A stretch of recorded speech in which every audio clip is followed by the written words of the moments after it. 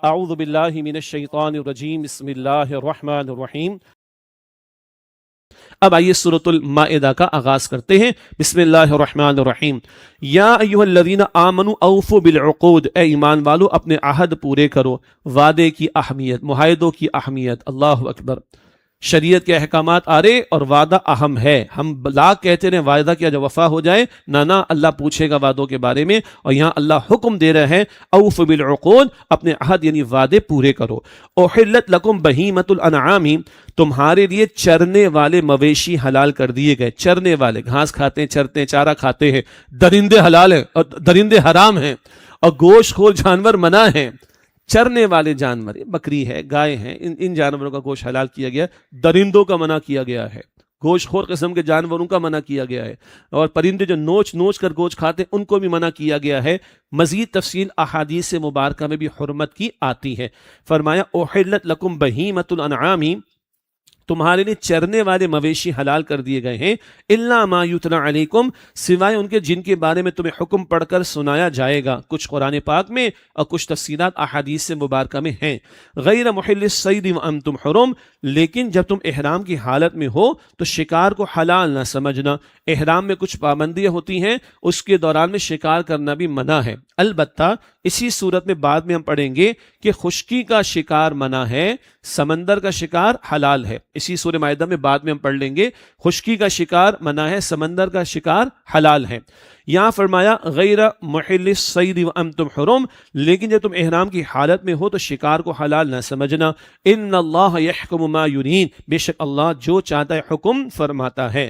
یہ پہلے دو رکوع میں جیسے کہ ذکر ہوا کہ شریعت کے احکامات آ رہے ہیں۔ فرمایا یا ایھا الذین آمنوا، اے ایمان والو، لا تحلوا شعائر اللہ، اللہ کی نشانیوں کی بے حرمتی نہ کرو۔ شعائر اللہ، اللہ کی نشانیاں، جن چیزوں کو دیکھ کر اللہ کی یاد تازہ ہو۔ بیت اللہ شریف ہے، مسجد حرام ہے، اور پھر تمام مساجد ہیں۔ اسی طرح روضہ رسول ہے صلی اللہ علیہ وسلم، حجر اسود کا معاملہ، اسی طریقے پر مقام ابراہیم کا معاملہ، صفا مروہ کی بات ہو جائے گی۔ یہ سب نشانیاں ہیں، اللہ کی یاد تازہ ہوتی ہے، یہ حرمتیں ہیں ان کا تقدس پامال کرنا حرام ہے، ان کا احترام واجب، ان کا تقدس پامال کرنا حرام۔ یا ایھا الذین آمنوا، اے ایمان والو، لا تحلوا شعائر اللہ، اللہ کی نشانیوں کی بے حرمتی نہ کرو۔ ولا الشہر الحرام، اور نہ ہی حرمت والے مہینے کی۔ حرمت والے مہینے یاد آ گئے، 4 مہینے ہیں، رجب اور آگے پھر ذی القعدہ، ذی الحجہ اور محرم۔ تفصیل تھوڑی سی پہلے آئی ہے، سورہ توبہ میں بھی آئے گی انشاءاللہ تعالی مزید۔ ولا الشہر الحرام، اور نہ ہی حرمت والے مہینے کی بے حرمتی کرو۔ ولا الہدی ولا القلائد، اور نہ ہی حرم کو بھیجی ہوئی قربانیوں کی، اور نہ ہی ان جانوروں کی جن کے گلوں میں قربانی کی نشانی کے لیے پٹے بندھے ہوئے ہیں۔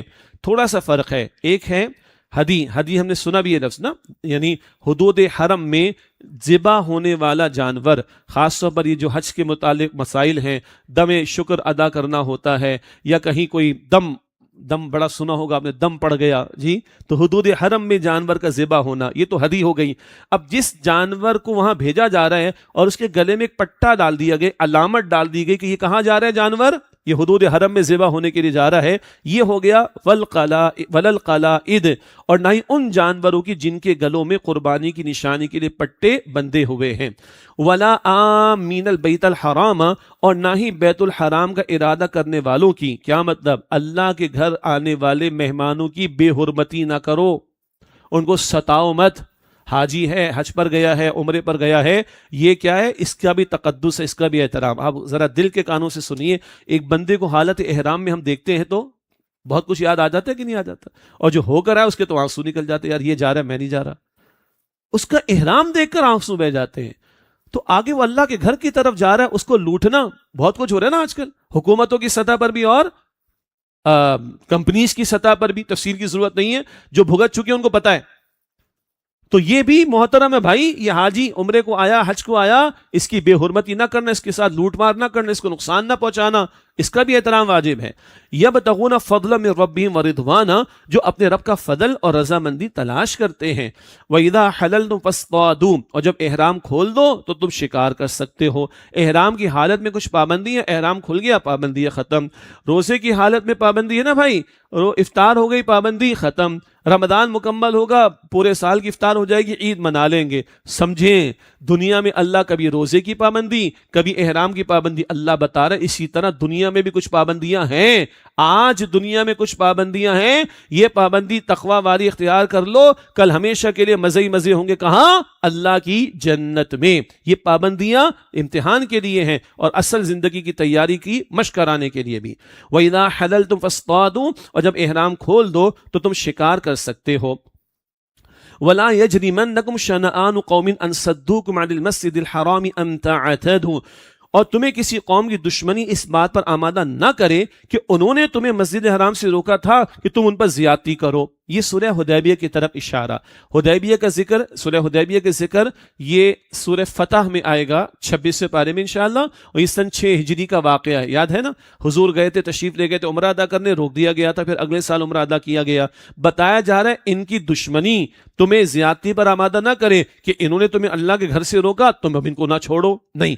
یہ بڑی قیمتی تعلیم ہمارے دین کی ہے۔ بڑا پیارا جملہ ایک مفسر نے لکھا کہ لوگ کہتے ہیں کہ چلو تم ادھر کو ہوا ہو جدھر کی، چلو تم ادھر کو ہوا ہو جدھر کی، نہ نہ نہ نہ نہ، تم ہوا کے رخ کو بدلنے والے بنو، تم ہوا کے رخ کو بدلنے والے بنو۔ تمہارا اخلاقی کردار بہت بلند ہونا چاہیے، تمہاری اخلاقی گواہی بہت بلند ہونی چاہیے۔ وہ زیادتی کرے تو ہم بھی زیادتی کریں گے، یہ تو غلط بات ہے۔ وہ زیادتی کریں ہم بھلائی کا معاملہ کریں گے، ہم اچھا جواب دیں گے، ہم احسن جواب دیں گے، ہم عمدہ سلوک کریں گے۔ یہ ہے اخلاقی برتری جو اسلام اپنے ماننے والوں میں دیکھنا چاہتا ہے۔ اللہ اکبر۔ وَتَعَاوَنُوا عَلَى الْبِرِّ وَالتَّقْوَى وَلَا تَعَاوَنُوا عَلَى الْإِثْمِ وَالْعُدْوَانِ، اور نیکی اور تقوی کے کاموں میں باہم تعاون کرو اور گناہ اور زیادتی کے کاموں میں باہم تعاون نہ کرو۔ آپس میں ایک دوسرے کے ساتھ معاملہ کیا ہو، نیکی کی بات ہے اور تقوی کی بات ہے، تعاون ہوگا، اور گناہ کی بات ہے، زیادتی کی بات ہے، تعاون نہیں ہوگا۔ خیر کی بات دشمن کی طرف سے بھی ہے تو تائید ہوگی، بات صحیح ہے، اور شر کی بات اپنوں کی طرف سے بھی ہو تو مخالفت ہوگی کہ یہ شر ہے، یہ غلط ہے۔ ہماری پالیٹکس کیا آج کل، ہمارا تعصب کیا آج کل، معاف کیجئے گا، کبھی دینی طبقات میں مسلک پرستی، کبھی سیاست دانوں میں سیاست کا تعصب، کبھی اور تعصب، میرا ہے تو اس کا غلط بھی صحیح، سامنے والا ہے اس کا صحیح بھی غلط، نو وے ایٹ آل۔ تعاونوا علی البر والتقوی ولا تعاونوا علی الاثم والعدوان، یہ اخلاقی تمہارا کردار بلند ہونا چاہیے۔ یہ اسلام اپنے ماننے والوں سے مطالبہ کرتا ہے، نیکی و تقوی کے کاموں میں باہم تعاون کرو، ولا تعاونوا علی الاثم والعدوان، اور گناہ و زیادتی کے کاموں میں باہم تعاون نہ کرو، واتقوا اللہ، اور اللہ سبحانہ و تعالیٰ کا تقوی اختیار کرو۔ ان اللہ شدید العقاب، بے شک اللہ بہت سخت سزا دینے والا ہے۔ اب 4 باتوں کی حرمت پھر سے آ رہی ہے، مگر اس میں جو میتہ مردار کا ذکر آتا ہے اس مردار کی کچھ شکلوں کا بیان اس آیت میں آ رہا ہے۔ حرمت علیکم المیتۃ والدم ولحم الخنزیر وما اہل لغیر اللہ بہ، تم پر حرام کر دیا گیا ہے مردار اور خون اور خنزیر کا گوشت، اور جس پر ذبح کے وقت اللہ کے سوا کسی اور کا نام پکارا جائے۔ یہ 4 باتوں کی حرمت البقرہ میں بھی ہم نے پڑھی، آئندہ الانعام میں بھی ذکر آئے گا، اور پھر سورہ نحل میں بھی ذکر آئے گا، کچھ باتیں اور بعد میں کر لیں گے انشاءاللہ۔ آگے اب ذکر آ رہا ہے مردار کے کچھ اقسام کے بارے میں۔ والمنخنقۃ والموقوذۃ والمتردیۃ والنطیحۃ وما اکل السبع الا ما ذکیتم، اور گلا گھٹنے سے مرنے والا، اور چوٹ لگنے سے مرنے والا، اور اوپر سے گر کر مرنے والا، اور سینگ لگنے سے مرنے والا، اور جسے کھا لیا ہو کسی درندے نے، وہ بھی حرام ہے، سوائے اس کے جسے تم اس کے مرنے سے پہلے ذبح کر لو۔ بھئی پہاڑ سے کوئی بکری گری، ابھی مری نہیں ہے، تم پہنچ گئے ذبح کر لو تو حلال، لیکن ویسی نیچرلی مر جائے تو اب یہ حرام ہے۔ یہ اقسام آ گئی۔ یہ بتایا الا ما ذکیتم، سوائے اس کے جسے تم اس کے مرنے سے پہلے ذبح کر لو. یہ ساری کیفیات ہیں. اگر تمہارے ہاتھ وہ جانور آ گیا اس کے مرنے سے پہلے ذبح کرتے ہو تو حلال، اگر وہ مر گیا تو مردار، اور مردار تمہارے لیے حلال نہیں ہے. وما ذبح علی النصب، اور جسے بتوں کی قربان گاہ پر ذبح کیا گیا ہو. یہ تو بتوں کی رضامندی کے لیے نا، اللہ کے سوا کسی اور کی رضامندی، یہ حلال نہیں. وما ذبح علی النصب، اور جسے بتوں کی قربان گاہ پر ذبح کیا گیا ہو. وان تستقسموا بالازلام، اور یہ کہ تم جوئے کے تیروں سے تقسیم کرو. جوئے کے تیر استعمال کرتے تھے کبھی گوشت کی تقسیم کرنے کے لیے، اس طرح پھینکا نکالا، چلو اس کا اتنا، اس کا اتنا. اور کبھی کچھ معاملات کے حوالے سے کچھ طے کرنا ہے تو لکھتے تھے افعل، کر لو، لا تفعل، نہ کرو. یہ تیروں پہ لکھا، چلو بھائی قرآن دازی کرو، نکلا افعل تو چلو کر لیں گے، فلاں فلاں، لا تفعل تو نہیں کریں گے. اس طرح چانس پر وہ جوا کھیلتے، نہ جانے کیا کچھ کرتے. اس کی ممانعت اور اس جوئے کی شکلوں کو بھی حرام قرار دیا گیا. وَأَن تَسْتَقْسِمُوا بِالْأَزْلَامِ، اور یہ کہ تم جوئے کے تیروں سے تقسیم کا معاملہ کرو، یہ بھی حرام ہے. الْيَوْمَ يَئِسَ الَّذِينَ كَفَرُوا مِن دِينِكُمْ، آج وہ لوگ جنہوں نے کفر کیا ہے تمہارے دین کے مغلوب ہونے کے بارے میں اب نا امید ہو گئے. کیا مطلب؟ اب یہ دین غالب ہی ہوگا، یہ مغلوب ہو جائے. جو چاہتے ہیں دین دشمن، یہ لوگ اس سے نا امید ہو گئے ہیں. فلا تخشوهم مخشونی، تو مسلمانوں سے مت ڈرو اور مجھ سے ڈرو. آج سے مراد یہ آج کا دن، یعنی اللہ تعالیٰ کی اللہ کی طرف سے شریعت کی تکمیل کا اعلان ہو رہا ہے اور اس دین کے غلبے کی بات بیان کی جا رہی ہے. فتح مکہ ہو چکی ہے، سرزمین عرب پر اللہ کا دین غالب ہو چکا ہے، اور حجۃ الوداع کے موقع پر یہ آیت کریمہ آ رہی ہے. الیوم اکملت لکم دینکم، آج کے دن میں نے تمہارے لیے تمہارا دین مکمل فرما دیا. واتممت علیکم نعمتی، اور تم پر اپنی نعمت پوری کر دی. ورضیت لکم الاسلام دینا، اور تمہارے لیے اسلام بطور دین پسند کر لیا. یہ ہے عظیم الشان آیت، اور یہ حضور کی شان کے حضور کے لیے آئی ہے صلی اللہ علیہ وسلم. دین آتا رہا لیکن دین کی تکمیل کا اعلان رسول اللہ علیہ السلام پر ہوا. دین اللہ نے مکمل فرما دیا. جن جن معاملات میں ہدایت درکار ہے وہ ہدایت اللہ نے مکمل کر کے دے دی کتاب و سنت کی روشنی میں. ہاں نیا معاملہ پیش آئے گا تو سنت نے بتا دیا، اجتہاد کا دروازہ کھلا ہے. البتہ اجتہاد کرے گا کون؟ ہما شما ٹام اینڈ جیری نہیں کریں گے اجتہادی بصیرت رکھنے والے کریں گے، اور وہ کرتے ہیں، پتہ کسی کو نہیں.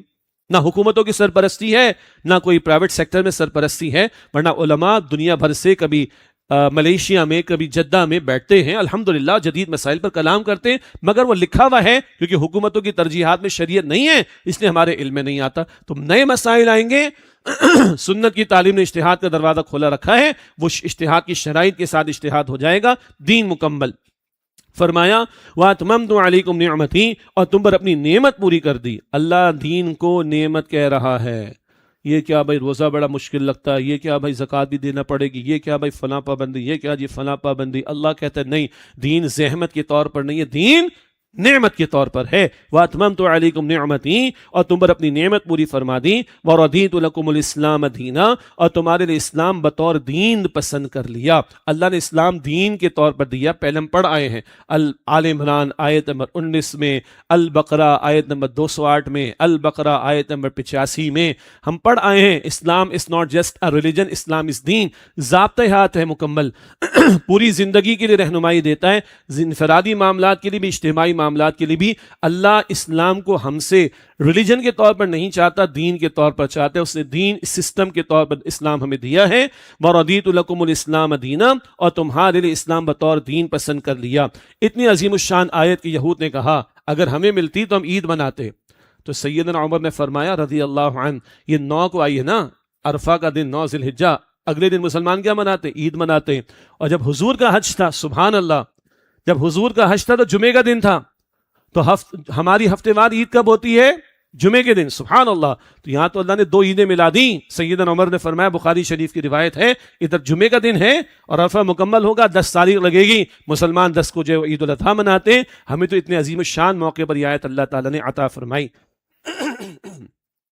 اگلی بات ہم پہلے پڑھائیں، حالات کے بدلنے سے حکم میں رعایت آتی ہے. فرمایا فَمَنِ اضْطُرَّ فِي مَخْمَصَةٍ غَيْرَ مُتَجَانِفٍ لِإِثْمٍ، پھر جو شدت بھوک سے مجبور ہو جائے، گناہ کی طرف مائل ہونے والا نہ ہو، اور مجبوراً کچھ جان بچانے کے لیے کھا پی لے.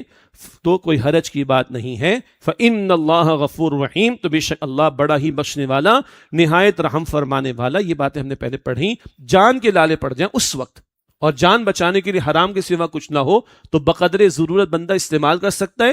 سرکشی کا ارادہ نہ ہو، حد سے آگے نہ بڑھے. اللہ بہت غفور ہے، اللہ تعالیٰ بہت رحیم ہے. اللہ نے ان معاملات میں بندوں کے لیے آسانی کا معاملہ رکھا.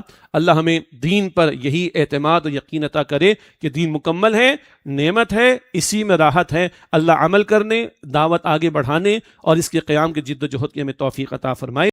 وآخر دعوانا ان الحمد للہ رب العالمین. والسلام علیکم ورحمۃ اللہ وبرکاتہ.